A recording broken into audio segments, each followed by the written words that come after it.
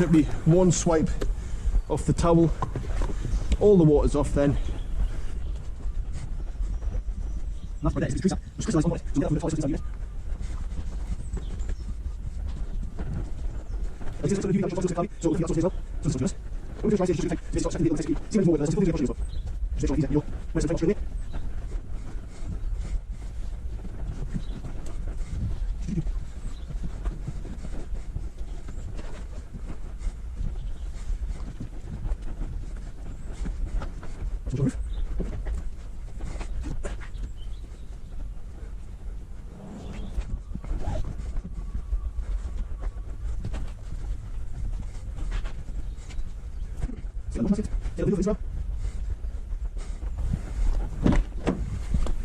Here.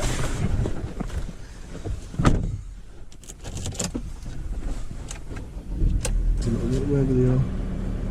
There they are.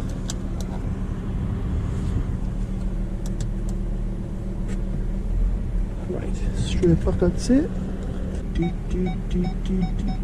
So here we have it in the bay. Obviously there's a few things like this that we need to blow out still and dry it off properly before we start the machine polishing process. But this is the first time we really get to see the paint under the lights all nice and clean.